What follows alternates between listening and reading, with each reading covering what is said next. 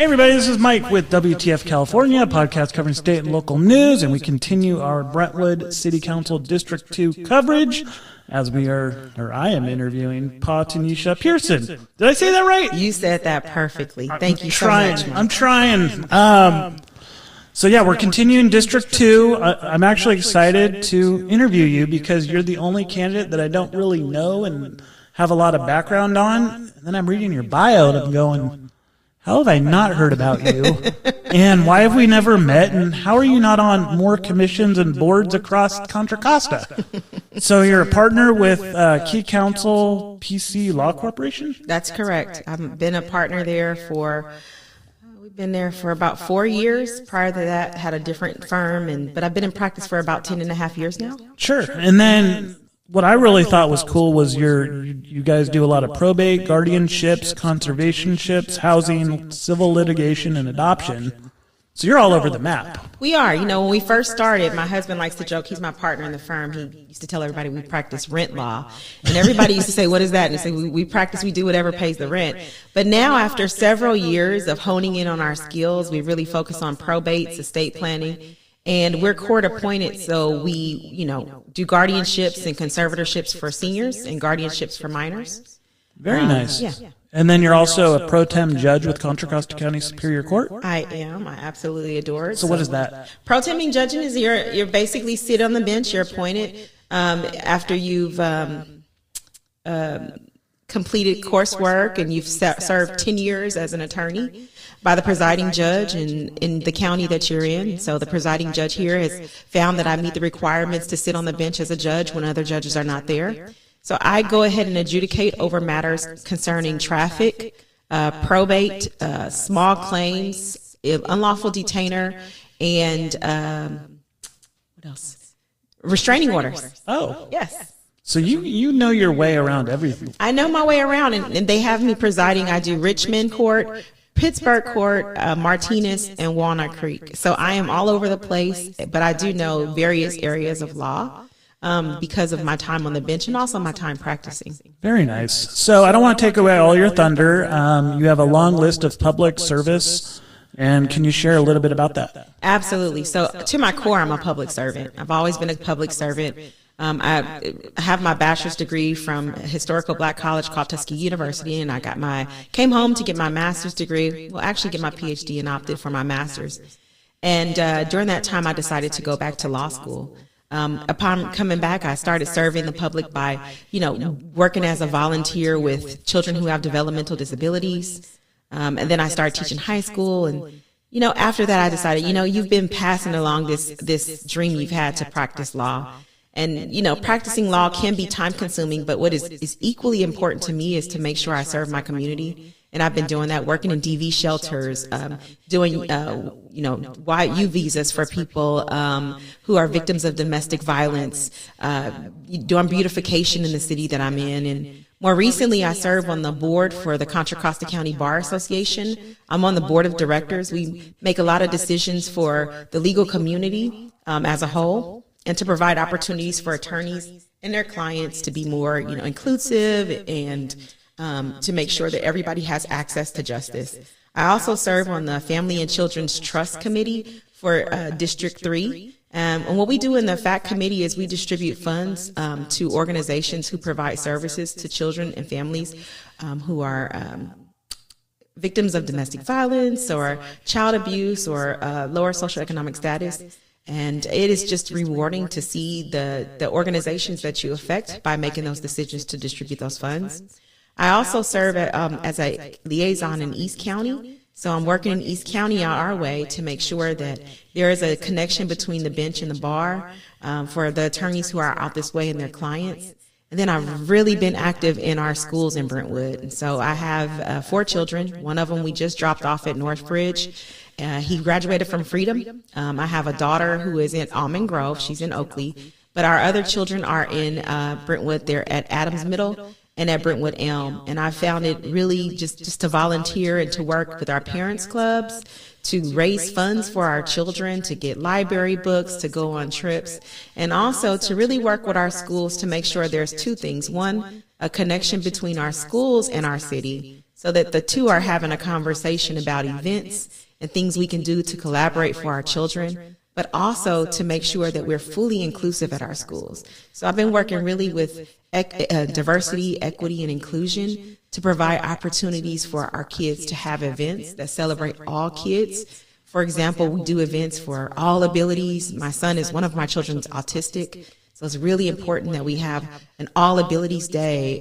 There are celebrations for Black History Month, for Asian Pacific Islander Month, for Latin Heritage Month. We do a bunch of things to be, in Women's History Month, to be fully inclusive. So that's pretty much in a nutshell some of the things that I've been doing, including, my occasional work with some of our networking groups. I've been a visitor to the Rotary clubs in Antioch and Brentwood and the Kiwanis clubs to talk about empowering our children to be safe from suicides, and talk about mental health, as well as, going to chamber events and other, working really hard and diligently in District 2 on getting rid of some of the projects that were possibly coming up in that area. Yeah, and I joked with you. I said we'd have like an hour-long discussion on your resume because it's just so long. And I shouldn't say discussion, more of telling everybody. Yeah. But I really liked, even with all this stuff, you're still involved in the parent club. I was like, wow, she's even got time for that. And I know that with your background, we could talk about a lot of the social issues around the county. I know Antioch just did their whole rent control thing, but we'll stick to Brentwood. Absolutely. So what made you want to run and get involved? Because right now I'm looking at your resume going, I see county supervisor, I see assembly. What the heck you want to mess around with council for? I have no political aspirations beyond council. Council is, let me go back. Actually, the reason why I want to do council is it's home. Brentwood is my home. I'm born and raised in Oakland. I've lived other parts of the United States for college. But coming back home, I decided on Brentwood. And so Brentwood is home. Brentwood is the place that my kids will call home. No matter what, when they get older, everyone will ask them where they're from, and they'll say Brentwood. And so I want to make sure that we keep our home protected. I want to make sure that we keep our home safe. I want to make sure that we provide our families with opportunities, and we remember why we all came to Brentwood, whether it was our family settled here, several, years back, or just more recently, that we keep Brentwood, the integrity of Brentwood. And so I thought the best place to do that would be the seat at the table in council, to really hear from what constituents wanted and to make sure that we got that there. That's in a nutshell really why. But otherwise, county supervisor, oh yeah. And I'm just throwing that out there. But yeah, beyond me, me having my opportunity to practice law, sit on the bench, those are my passions, in addition to making sure that our city is, our residents in our city are healthy, happy, and whole. So you talked about just something right there that's a key word to me, which is integrity of Brentwood. And the word integrity to me is like, there's not a lot of that in politics. But for you, what does keeping the integrity of Brentwood mean? Yeah, keeping the integrity of Brentwood is, it's big. It's a feeling that you get when you come into this town. I'll tell you this story. My husband and I were having lunch one day, and it was after we were coming from church on a Sunday, and we were going to go do like a little Sunday brunch. And we stopped at this place off in Oakley, and we met this couple, and they felt they just had so much excitement, and we were just something about them. We began to talk to them, and they told us they were in town because they had heard that Brentwood was the great place to come and just have a date. And we asked them, what are you going to do? And they said that we're going to pick the fruits. We're going to go, get our own fruits and pick our fruits. And we may go to a movie while we're here, but it's just so beautiful. And everybody just seems so happy to be here. And this was my experience coming to Brentwood initially. I remember going to the Safeway on Balfour, and everybody seemed nice, and everybody said hello. And it felt like an old hometown. So that's the integrity, the beauty of Brentwood. The aesthetics of it is just gorgeous. The camaraderie that we all pull together. I live on a neighborhood and in a block where everyone takes care of everyone. During COVID, we met in the middle of the streets, and we all sat 6 feet apart. but we all took care and made sure we were all healthy. This is the integrity that I talk about. And you said integrity is missing from politics. I believe we can bring integrity back.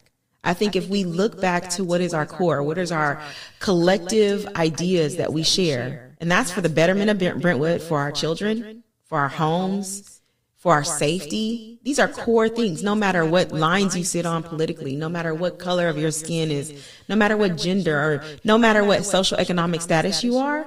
At our core, we all just want our kids to be happy. We all just want to wake up and be happy and be comfortable and be safe. These are the things that I think if we remember that, then integrity will take place and reign high above all the other nasty things that have come up in politics, not just in the last few years, but over several years. Yeah, because instead of like working on what we agree with and finding that common ground, it's always, what do we agree on, and let's start there. Well, no, let's find some common ground and then kind of reverse engineer. And I think we've lost that. Absolutely. You know, one of the things that I think we lost it, but I have faith and hope that we can get it back. And I'll tell you why. We have to. We have to, right? Because otherwise we're just we're on the Titanic. We're just sinking, all of us. And we're not getting off. We're just riding it going down. But I've seen it work. I mean, sitting in as an attorney, I also serve on the California Women Lawyers, which is one of the largest diverse bar organizations in the state of California.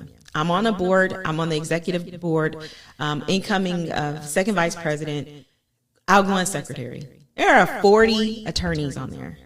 On the Contra Costa County Bar Association, we normally can have anywhere from between 17 to 13 attorneys. And if anyone knows an attorney, a lot of times the ego comes into the room before the person enters the room. And so you have people from different political, even both organizations, different beliefs, religious beliefs, political beliefs, social beliefs. But we all can come down together in an area where we're all paid to be litigious, to get along for a common purpose. Sure. So I believe if we can do that in this legal world, I think that it can happen in all areas. We just have to be reminded. And I think you said it key. Don't come in the door with what we don't get along with. Let's start off with what can we do together that we get along with? Our starting point should be, what do we have in common? And how do we work from there? And then even after the discussion and make it heated, we all have a drink afterwards. There you go. That works as well. So let's stay on this topic and go into public safety.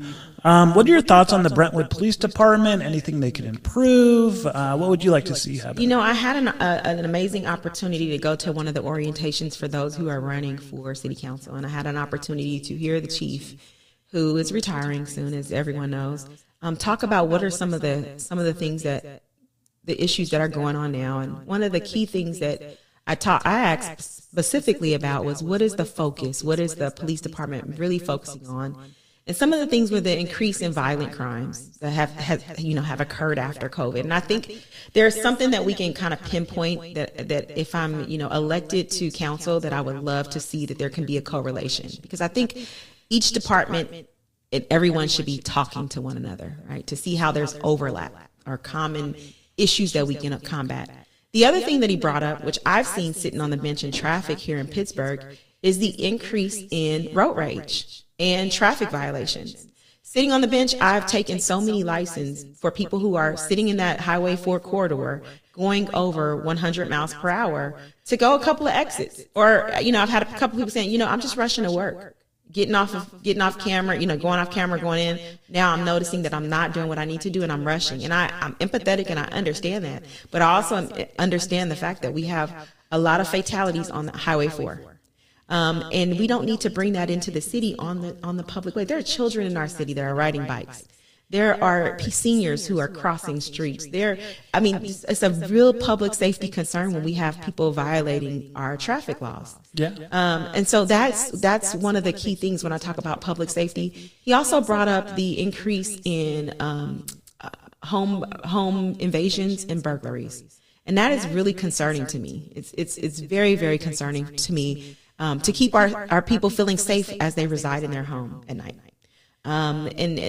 It's just, I think that can be combated if we increase our employment, if we provide more employment opportunities for our residents and for people in our, in our neighboring cities to kind of have a conversation between Oakley and Antioch and Brentwood to figure out what can we do to make sure that our people are taken care of, that they don't have to travel far on limited resources, on high gas fumes to get to another city just to get a job at a minimal, wage. Yeah, and I'm surprised there's not more road rage going into Heritage and Adams. You and I both probably sit in that every morning. Oh, yes. Typical Monday was more than usual to get there today. Absolutely. but I think road rage in Brentwood is really interesting because you have the Sand Creek, you have Balfour, and a lot of red light runners. And I know traffic's doing the best they can. I know PD's doing the best they can, but until that fifth beat gets going, I mean, it's just. Yeah. I mean, do we need to go to a hiring incentive program? Because I know Brentwood doesn't have one right now. You know what? That's not a bad idea. I know that there are other cities that have done that. I think that they're doing a lot of things in the police department right now, but I think the fifth beat will really, really help. I think also having the increase of substations, which I know that the city has brought up at several council meetings of putting new substations within the city, closer to that Lone Tree corridor and Sand Creek.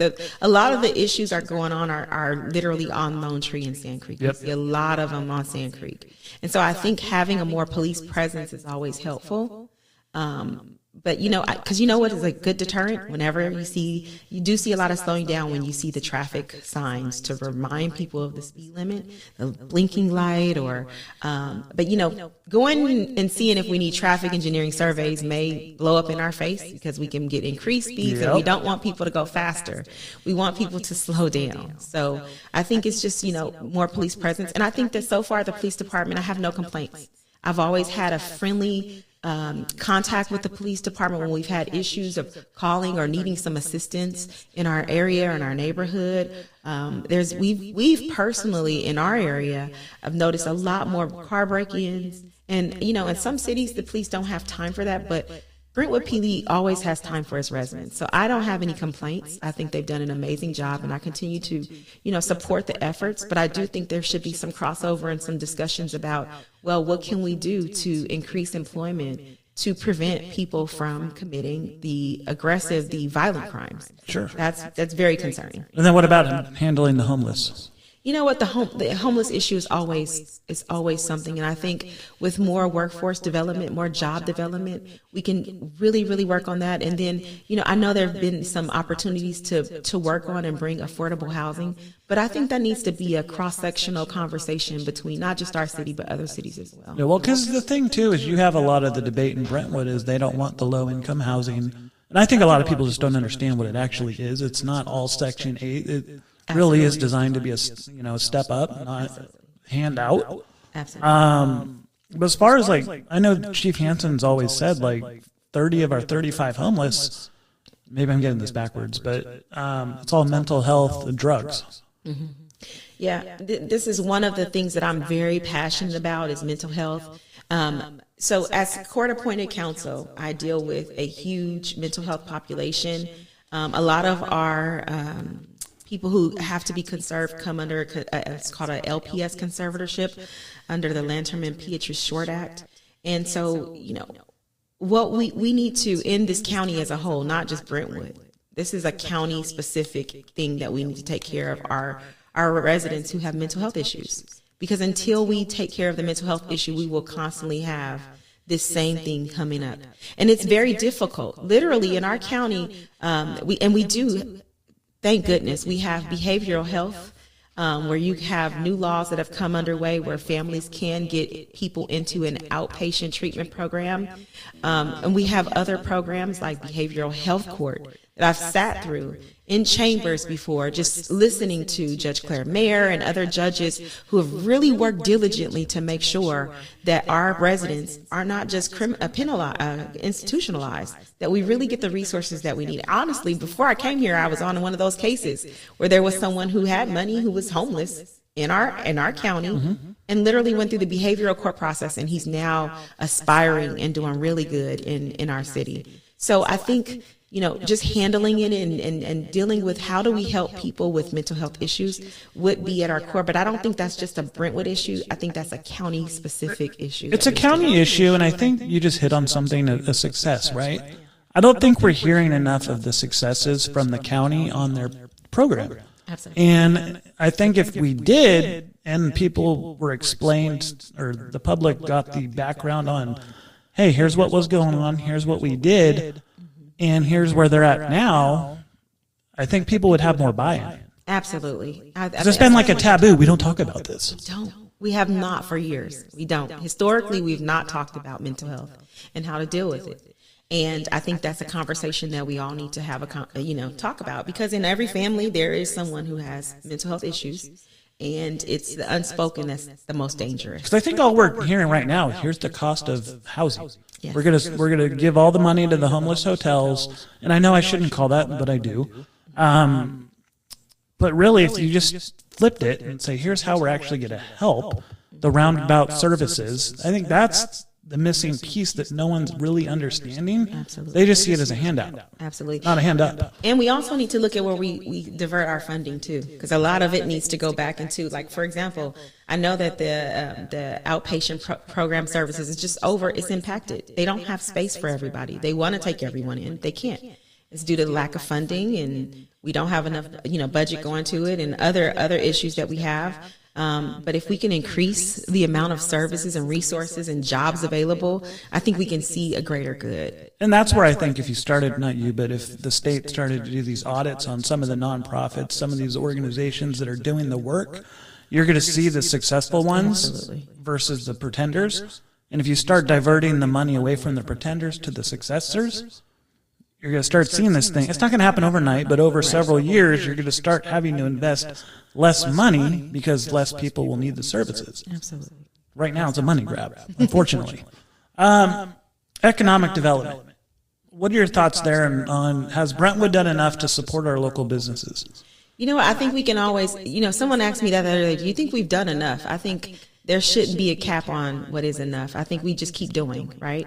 So our local businesses, Brentwood is amazing. If you go downtown, I recently attended an event by Better Brentwood with a bunch of small business owners, and it was amazing to be in the room with people who had amazing resources, opportunities, jobs for people in our community, and ideas for our future. I think we need to pour into that and support our businesses. I think that there should be more access to more resources in Brentwood. So I salute and invite larger companies as well as small business owners like my husband and I. We've been working diligently to try to bring our business into Brentwood and trying to find more locations where we can find for smaller businesses. But I know there's also a need for larger businesses. I'm excited by some of the resources that I've seen since I've been here in Brentwood and looking forward to the growth of our city. I think it can only better us to have more access to more resources where our tax dollars are spent in our city, for the betterment of our city, for the beautification of our city. And so I wholeheartedly suggest that we do that. Is there anything specific, though, that you'd like to see, or maybe a program, grants? Because I know for the District 2, it's kind of run down Brentwood Boulevard area. I know they have that strategic plan. But what would you like to see happen in your district specifically? In my district, I'd like to see more opportunities for our youth, more youth programs, more funding to go to youth, more funding to go to after-school programs. In my district, I'd like to see more beautification programs. I'd like to see, when we get to the end of Lone Tree and O'Hare where they meet at, I'd like to see that road being paved and better improved. Downtown, Brentwood Boulevard, we've seen a lot of things popping up, and I know there's a lot more things like Starbucks coming out to that way. Where those residents in that area have the same access to resources as residents in District 4, and District 1, and in District 3. There's a lack of some of the resources. I'd like to see... And let's not forget, it goes all the way up to Oakley. It does. And I'd like to see our expansion where there is this... we need a hotel. We need hotels in Brentwood. Brentwood is the U-Pick capital of the world. Why are we not selling that to the world? Why are we not talking about people about fresh foods and resources that are here and available for their families to take back to their cities? I'd love for us to have a convention center in our area. They tried. We're going to keep trying. That darn city manager got it to his old city before coming here. Right. We're going to keep on trying. But yeah, let's go ahead and talk about those issues and how we can do it versus how we can't do it. Why it wouldn't work. How do we make it work? Well, okay, so if you want a convention center, really the only place, I mean, I guess there's another spot, but PA1 would have been the spot. And right now, the way the council's, I don't want to say undoing a lot of the planning, but they're definitely micromanaging the final steps. What are your thoughts on kind of PA1 and how that's going? Yeah, I think PA1, I got to sit and listen to it, and I know that we've got some stuff pushed off so that the staff can go back and review the numbers, and it wasn't voted on recently at the earlier August. A couple weeks ago. Yeah, a couple weeks ago. I think that there's a couple of things that I like. I think we need to trust our professionals, right? And I'm not just saying just our staff. I think we trust our staff and what their analysis is. They are the professionals in the room. We are too, but hey, I'm not an engineer. And I know that there are other members on council who are not engineers. There are other members on council who are not attorneys. I think we trust our professionals, but we also trust our community resource leaders. We look at the unions. We look at a whole bunch of other avenues. You have the consultants. You all have the consultants, the traffic people. Yes. Right. Now we're engineering surveys and traffic and all those. And we talk to our law enforcement to find out, okay, so here's what is the implication? What are we looking at? And we trust our professionals, and we listen to our professionals at the advisement of our team, right? Because I think we need to start looking at ourselves as council and with a team of staff who's here to support us. And we figure out what will be the best thing for our city. Because what I heard after the meeting was, and this is good sources, good authority, man, you guys may have just cost us Costco and some other businesses, and it's like, council, what are you guys doing? Build the damn thing and let's go. Like, quit putting little sticky notes on each door of business shall go here. Like, that's for staff to decide, and quite frankly, it's for the landowner to approve within what the zoning is of a certain business in a certain spot. Absolutely. Council's, in my opinion, is micromanaging too much on PA1. Just build the damn thing, or it's going to remain dirt another 20 years. Well, I think we definitely need to move. We need to move swiftly, especially if the incentive and the goal is to increase employment. Yep. How do we do that when we're not doing what we need to do to get it set up? So, because then when the PA1 revenue eventually starts coming in from all the businesses and the sales tax and all that good stuff, now it helps other parts of Brentwood with its beautification, such as Brentwood Boulevard and Sand Creek, Brentwood Boulevard, Lone Tree area. I mean, just everything. Traffic safety measure. Absolutely. I mean, it just and it kind of supports our snowballs. other businesses. Yeah, it is. It supports youth programs. Absolutely.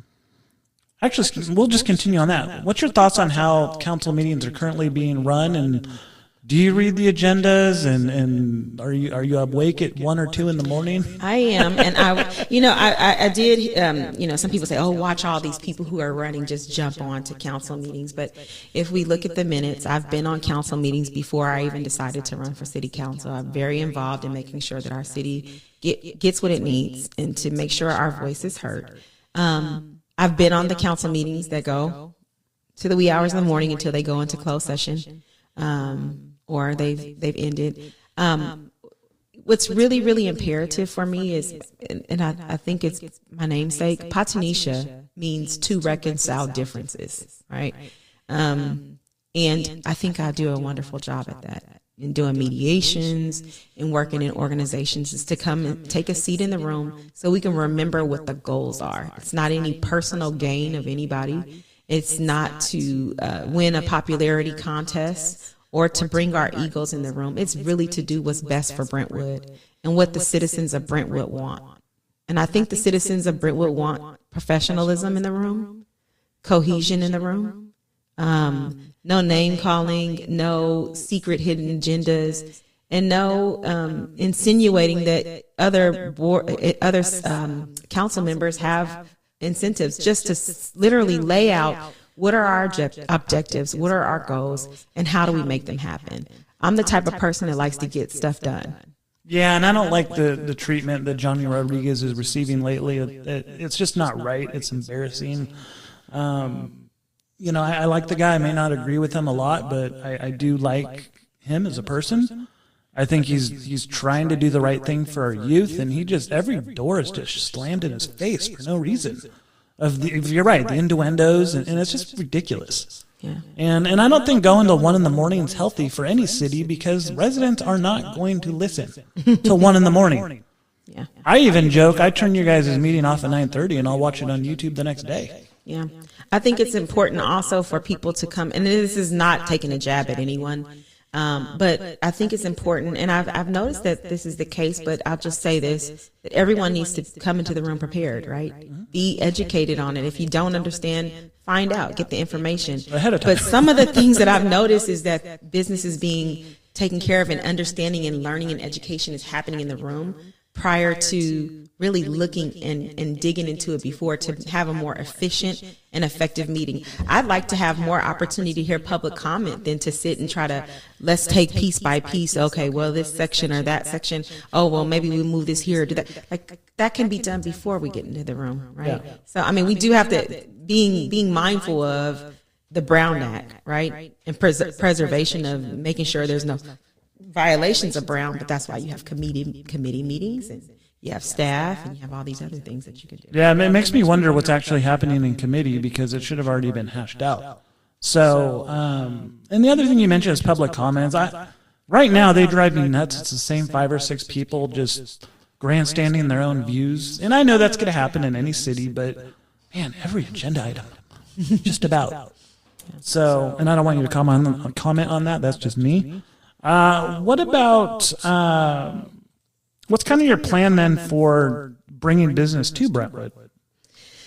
Ooh, that's a great question. I think we bring business to Brentwood when we show that we're a council that can make decisions effectively, swiftly, taking into consideration being fiscally and financially responsible. I think we bring more businesses into Brentwood when we show we can increase people coming to our city, and that can be done by way of more events. I think we do an amazing job at our summer concert series. I think we do an amazing job at our celebratory experiences. And I think there needs to also be another connection between our city and really tap into, we have an amazing Chamber of Commerce. We have a great chamber. Our chamber is hardworking. I recently went to the Best of Brentwood for our chamber, and some of the organizations that I met there were amazing. Some of the work that they're doing in our community is great, and I think we need to put that on the spotlight. I think the problem that we're seeing is there's a lack of a dialogue in our city, a lack of dialogue between different departments, a lack of dialogue between the schools need to talk to the city. I think there needs to be a conversation between, more of a dialogue, and this may be my assumption because I'm not on council yet. There needs to be a dialogue between our chamber to find out how we can, and other organizations like Better Brentwood, or, there's a lot of things going on that we need to tap into so that we can have this big, expansive experience of everyone putting in. There's this old saying that said, many hands make light work. And I think that that's what we need to do. We need to go out to seek out more help from all these organizations in Brentwood who's doing an amazing job. There's my kids went on a field trip. There is there's like a historic site in Brentwood. It's the Knights in Brentwood. I don't know the name of it. Oh, the Historical Society. They're amazing. The Out there docents. on Sellers. Yes, the docents are amazing. But we as residents should do more. The kids are going there, learning the history of the city that they're in. And they do an amazing event at Christmas time. I mean, these are the things that we need to support more of. I've always thought like the summer concert series are way too short. Like it's only 7 or 8 shows. Yeah, I think so. It's And yeah. And my thing is like, why don't you guys expand it through September? Because you could always do every 3 weeks. Maybe it's a local feature.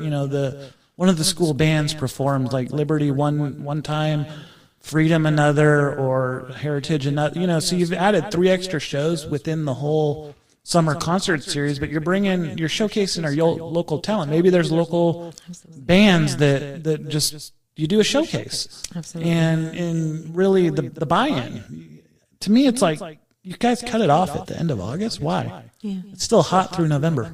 And I think we need to, I think it's really good. And also at the council meeting, I know there's been talk about what are we going to do with all the budget for the arts all of the budget for the arts and bringing more things in for the arts. I know we've done quite a bit in our city. But you could do the art. But you could do the arts through nonprofits. You could bring in. I know they brought in the Juneteenth event, which was awesome. I think they need more of that stuff. But you have many other groups that would love to put on open the doors. Absolutely.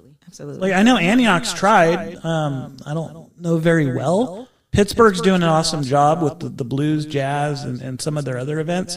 I don't know why Brentwood just hasn't just taken it and owned it. I think we just need to have the conversation I said before, right? So public safety, we need to talk about that. We need to talk about cost and impact and public works and how does the cleanups happen? How does, there's a lot of things that go into planning, but I think there needs to be a dialogue that may not be had, that we do need to have. But how spectacular would that be? It would be have amazing. More events in our city. It would, and it can't always be in City Park either. Right. You have other parts of the city that could be showcased. Absolutely. Now parking might be an issue, but you could still try. You could do these mini events in certain parking lots area. I know Streets of Brentwood does their stuff, always packed.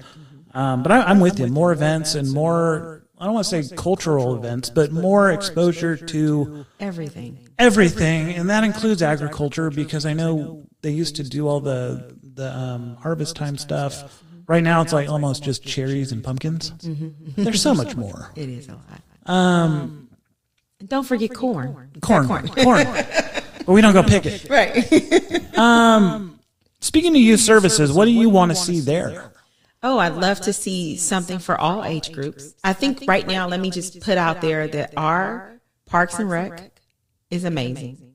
The activities and resources that they have for our children in the summertime is amazing, but I like to see it year round.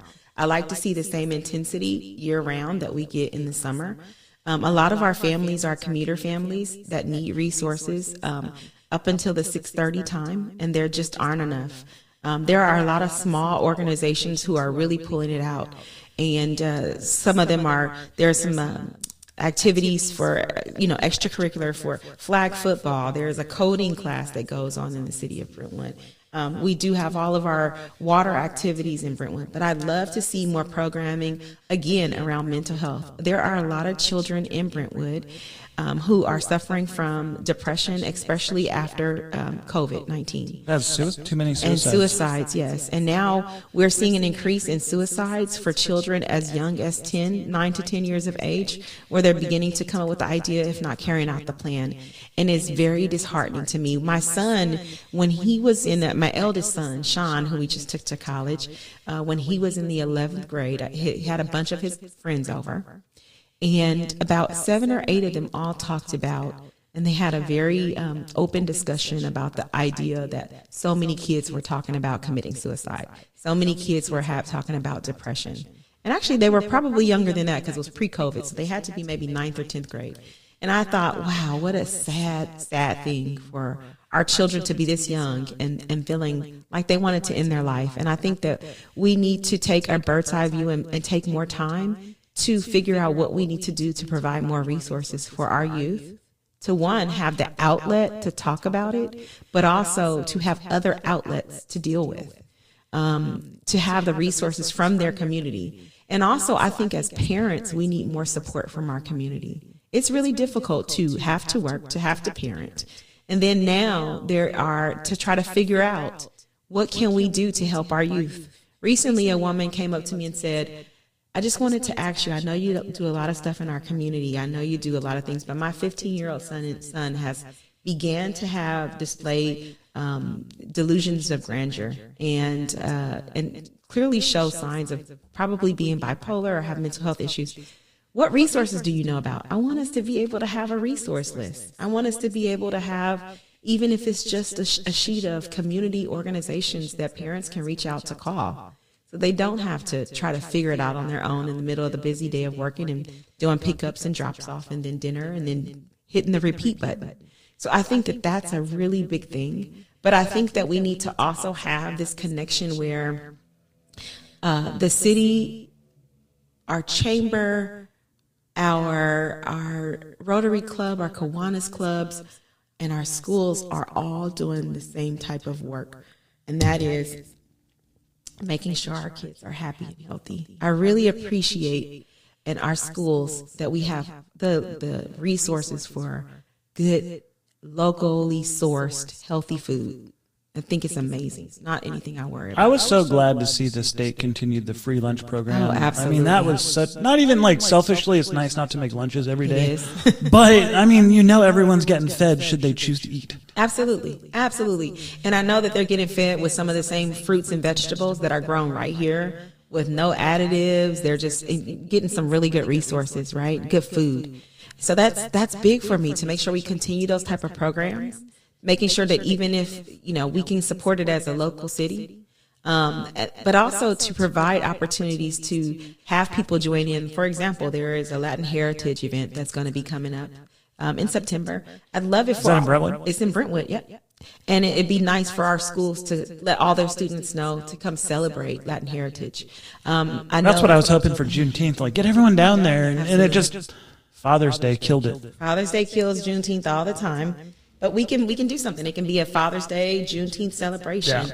Yeah. So, but back to the community centers, like I love the fact that Johnny brought the community center discussion, not community center, the teen center idea into the discussion. We have the study now. We have the feedback from the community. Okay, what's the next step? Like, let's not waste this information. Let's start the process. And even if it's not all sports related, you have so many other activities that are wanted and needs that you could throw both those, I don't want to say classroom settings, but you could have those classes and clubs in the facility as the other community service programs are also in there. And I know they sold the building, so we got to do something different. We got to do something different. Yeah. But the model and the template's there. Let's execute. Absolutely. Absolutely.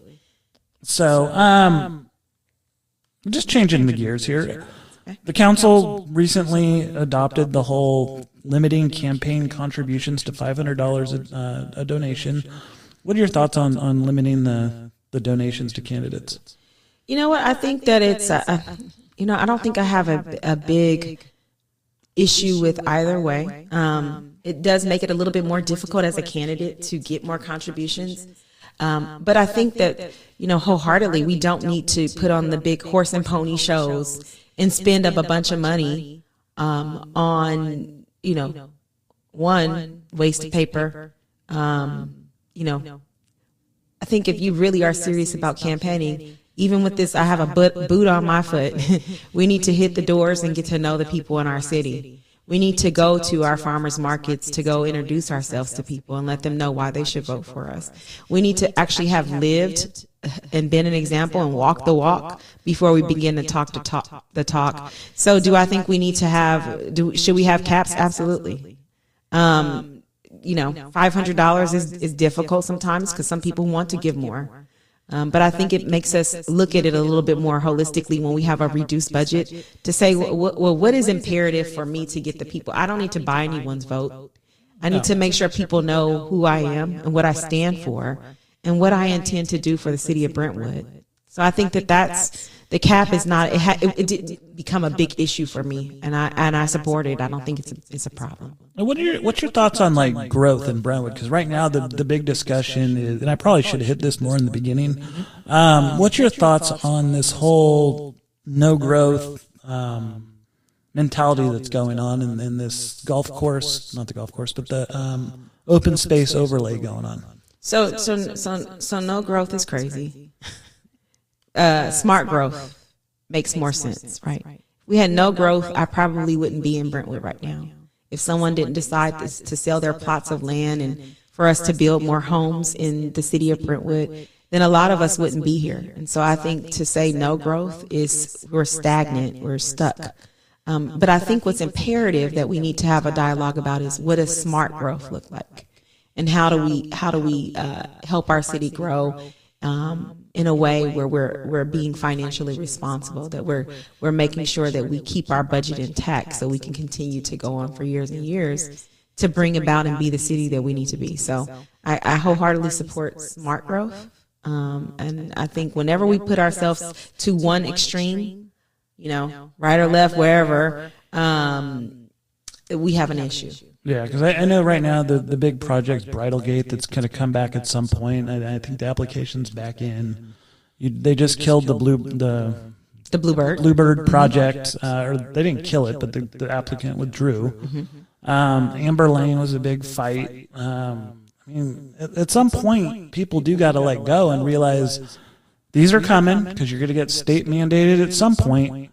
What does this look like if it is built? What do we want? And I think the council's ignored that conversation because it's almost been like, well, we don't even want it, so we're not going to really talk about it. We're going to go through every page and find a reason to get rid of this. So I have to say, I was one of the anti-Bluebird people. I live over in the Amber Fields area. I thought it was a little bit too aggressive and too much to sit on that corner there. I think for the Bluebird, it was affordable apartments. It was the affordable housing. It was, which not against any affordable housing. I'll tell you my background. I have humble beginnings. My mother, single mother, raised me. We started off on welfare, food stamps, and Medi-Cal. Sit in line for government cheese. And I tell people that because I'm so grateful for where I am today and the accomplishments that not only did I make, but my mother, who went on to get employment based on having access to resources, became a detention officer and retired after putting in almost 30 years in the juvenile justice system. So I'm a big fan of, helping people. But one of the issues that I think that the Bluebird Project had was going to put a community forum, a daycare, apartment complex that's going to have hundreds of residents. Homeless. And then we're going to solve our issue in our city all on one corner. And let's not forget the limited parking. Very limited. And then also right across the street from it, there's the intention to build a K through, I think, 8th grade school right across the street. Talk about congestion, traffic. Talk about the neighborhood has already had an increase in break-ins, and I'll tell you, some of the break-ins in the cars have been extremely aggressive, where people are coming at 6 in the morning when people are walking out to go to work and breaking in vehicles, while the person coming out of their door didn't care. And thank goodness that we had local law enforcement, and we also on our block have law enforcement all the way out from San Jose who caught people and had them arrested and detained, right? So, that's why I talk about smart growth. No growth is just, like I said, absolutely ridiculous. But why can't we do those kind of projects? But let's think them out. Let's figure out what people need. See, I like the Bluebird, just not that spot. Right. It's not the right spot. It's not the right spot. It may not even be the right city, but it's a great concept. The concept is great. You're just trying to solve every issue right there on the corner of Lone Tree and O'Hare was not the right location. And so I stood with my neighbors to fight the project. There's a lot of them. It was. Over in Amber Fields area over there by Dolphin Park, meetings at Dolphin Park. That's another one. We go hard, yeah. That is another one. I have to So explain the Dolphin Park thing, because everyone hears Dolphin Park, but what is actually going on there? So I'll tell you what goes on. Dolphin Park is a beautiful park. It is not fenced in. It is sitting in the middle of a residential neighborhood. Literally, it is boxed in by homes. And one of the issues that people have complained about is there are non-residents, not even people who live in the city of Brentwood, who are utilizing Dolphin Park to the extent that the people who live in the neighborhood can't use it. So it has a water park there, as well as a big jungle gym of play structure, and it has limited picnic tables. And so on any given Saturday or Sunday, if you want to go with your family to the park, it's going to be occupied. Now, a lot of times, I don't know who exactly polices it to find out, hey, do you live over here? But quite often you'll see it very, very packed, and there are a lot of people there that you've not recognized in your neighborhood. So I think that's the issue. I can understand everyone's perspective. There are people saying, hey, you guys just have a really great park and I want to use it and my kids should have access to it. But at the same time, it's nice to be able to utilize a park in your neighborhood and not have to, I need to drive further away to be able to have access to a park right here that was seated in my seat to make sure my kids have access to play and there's no balance. Yeah, there is no balance. And so, what do you guys want to see over there? You know what? I don't really know. I'm just curious. I don't know. There's been talks by some of the neighbors in that area about, hey, should we do like some of the Apple Hill area and put a gate up, or do we need a gated community? Do we need to put a gate or a fence with the access to go into the park area? It's very questionable, and it would be nice. Could you guys do that? I don't know. I'm not quite certain, but definitely it's something that I would like to find out more information about if I become on council. Huh. I would never have thought of that. And then that'd be a pretty big fenced area, though. And it looks like you have a prison around your neighborhood. You're right outside of a prison. So Yeah, but Apple Hill does it, so it's no different. And again, I'm just curious on Dolphin Park, just because I've read about it, and I don't know what goes on a Saturday. What about your relationships with some of the local electeds, both locally and in the county? How would you work with them, and do you have any relationships with them on bringing more services out to East Contra Costa? It doesn't matter if it's Brentwood, Antioch, Oakley. I just want something out here that's a hub. Right. So right now I'm actually, as I told you, I was appointed by the Board of Supervisors under the direction of Diana Burgess to be on the FACT committee. I have a lot of county connections as far as making sure that we have access to justice, and making sure that we have resources for those people who have, lower socioeconomic status, or people who have issues in relationship with domestic violence, and children who are removed from their families for various reasons. In the city of Brentwood, I've intentionally just, attended city council meetings, really been connected, trying to make sure that we, connect with each of our parents' clubs at our different schools to make sure parents have information and more access to information as it pertains to their school and their city. As far as our council members, I've met every single one of them. Except I don't think I've met Karen, Councilwoman Murray yet. But I've pretty much met them at different events, introduced myself. Because at the end of the day, if I'm on council, whether I agree with a person's views or their way of being, we will be all joined together in serving our community. And so I believe in us, cohesion and, as I said again, professionalism and, just trying to work together for the better good of Brentwood. And just to summarize, because I know we're going long here, but since announcing that you were going to run, what's been kind of the concerns people have brought to you, and what are they looking for? I haven't heard much by way of concerns. I have heard people talk about making sure someone is fit for the position. Making sure that someone understands the time commitment. And as you saw at the last city council, council members 30 hours a week. Yes, I heard that. And there was this big issue of pay increases. And for me, this is not about money. It's about, it's not a job where you're getting paid a substantial amount. It's more about, civic responsibility and our duty to our city and being a good public servant. But those are the issues about what are people going to do. The different projects, the development projects are always concerning, and people are raising that. But I'm not running on a platform. I'm not going to make promises. I promise to make everyone happy about Dolphin Park. I promise a Costco. Who can make a promise? Because you don't work solely; you work collectively when you're on council. And it's staff's job to close some of those deals. Absolutely. So what I do is I tell people what my intentions are. My intentions are to promote public safety. My intentions are to make sure that we have growth, but we have smart growth. And my intention is to preserve our budget and to bring about more cohesion and harmony on our council so our city can see a good representation of what Brentwood truly is. Those are what my intentions are. I intend to. I don't know what else to say on that. Thank you.